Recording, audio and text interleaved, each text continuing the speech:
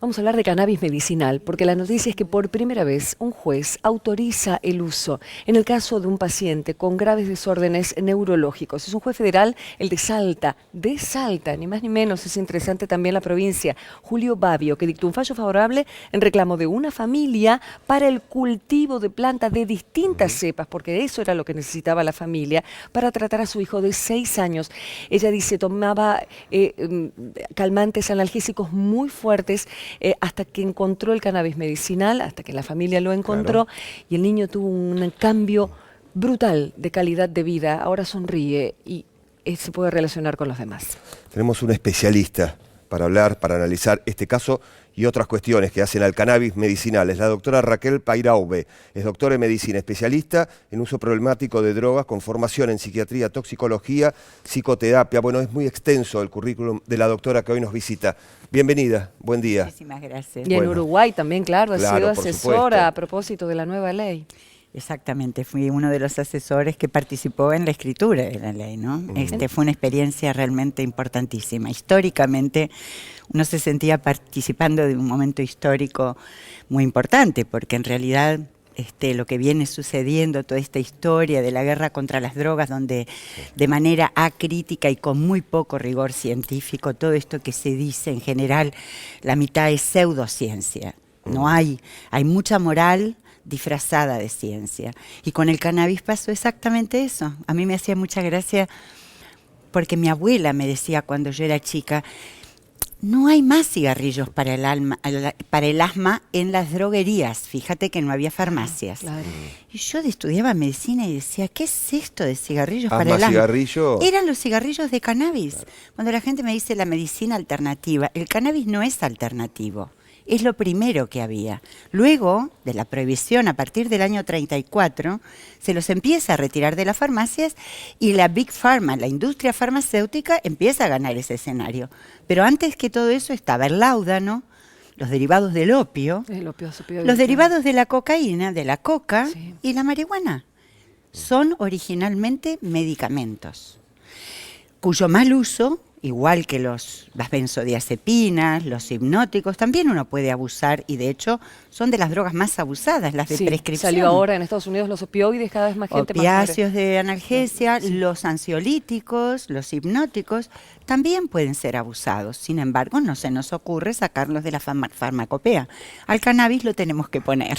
Doctora, en el caso de Salta, que recién narraba Karin, es un caso muy específico, se destaca la decisión de este juez federal, pero reiteramos, es un caso en un montón de familias que tienen hijos con situaciones muy parecidas a este nene y que deben en lo inmediato ingerir cannabis medicinal. Pero hay que destacar que es una decisión particular de este juez para una familia. Ese es el problema. Claro. Es que se tratan de casos individuales que tienen un beneficio para esa situación puntual como cuestión de emergencia. Yo no estoy de acuerdo, yo sé que no es simpático lo que voy a decir, con el autocultivo para fines medicinales. ¿Por qué? Uno no plantaría en su casa un sauce para tener aspirinas, porque la aspirina sale del sauce. Pero la aspirina uno la puede encontrar, el cannabis no. Ese es el problema. El problema no es habilitar al autocultivo porque es lo ideal para el uso médico, es que eso está cumpliendo una función social frente a la falta de implementación. En Uruguay, que hemos legalizado hace 4 años, nos pasa exactamente lo mismo.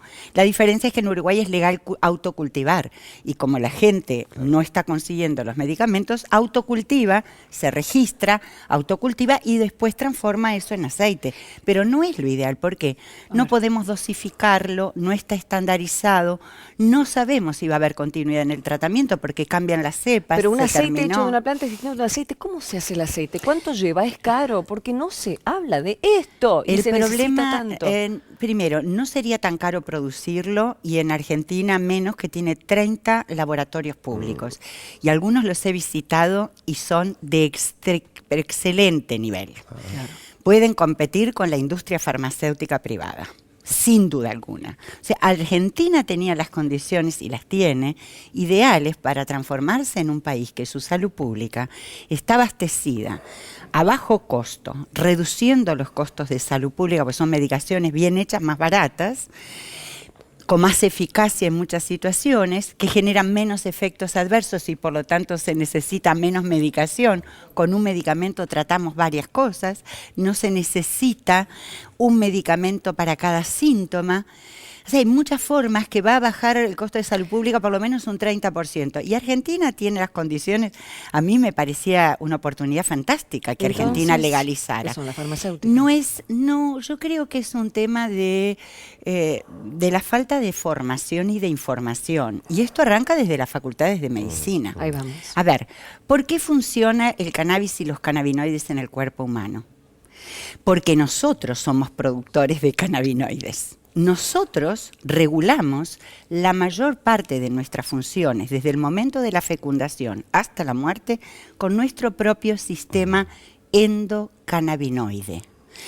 No, así como tenemos un sistema endocrino, glándulas del lado de dentro, tenemos cannabinoides del lado de dentro, la anandamida y el 2-AG, que regulan la mayor parte de las funciones que cuando fallan las tratamos con los cannabinoides de la planta. Pero no solo de la planta, también se pueden producir moléculas específicas que actúen en esos sitios de acción que a veces, por ejemplo, la gente cree que todo se trata con la planta y no es cierto. La planta no es para todo el mundo, ni para todas las enfermedades, ni siquiera para todos los pacientes con la misma enfermedad. Bueno, eso es muy importantísimo. Eso es fundamental. Claro, ahora es una panacea. Hay muchos Y no es- ancianos, hay por muchas personas que les están dando a sus mamás, Sí, a sus abuelos. Eso es un problema, A ver, ¿por porque qué? la gente habla de los casos que van bien. Yo soy especialista en endocannabinología y trato esto. Y tanto aquí como en Uruguay me está pasando que médicos de las emergencias de los hospitales me dicen, mira, me llegó un viejito, tiene tantos años, está con una arritmia o una crisis hipertensiva, es que el señor o se cayó desplomado, perdió el conocimiento por una hipotensión arterial súbita.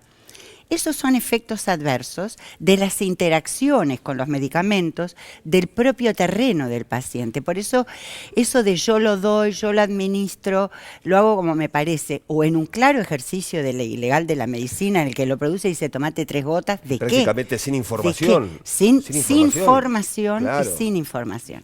Esto pasa porque en realidad los médicos fueron los grandes abandonantes de la Claro, población. claro. Fíjate que el sistema endocannabinoide, que tiene casi 30 años de descubierto, cuando algo se descubre en la medicina, rápidamente es incluido en la formación del médico. El sistema endocannabinoide tiene casi 30 años de descubierto y no integra la currícula de las facultades de medicina, ni siquiera de países como Canadá.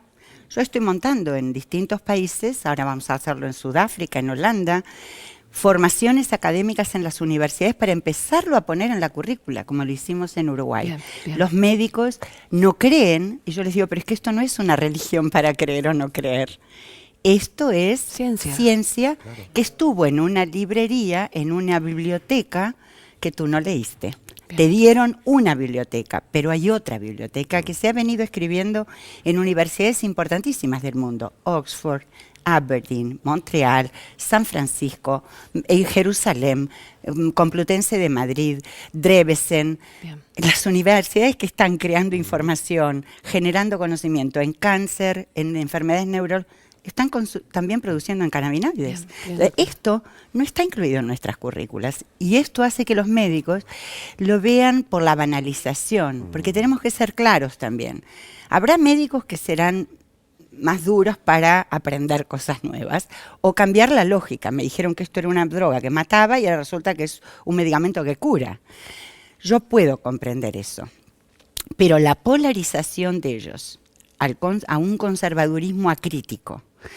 Yo soy alumna de uno de los mejores clínicos científicos de la Argentina y eso a mí me marcó y soy lo que soy porque mi profesor Alfredo Lanari me hizo entender y pensar con la libertad de la ciencia y la humanidad de la ética. Bien. Y eso es lo que debemos rescatar en esta Bien, situación. doctora. Y por otro lado tenés eso y del otro lado tenés a la gente que lo ha banalizado. Bien.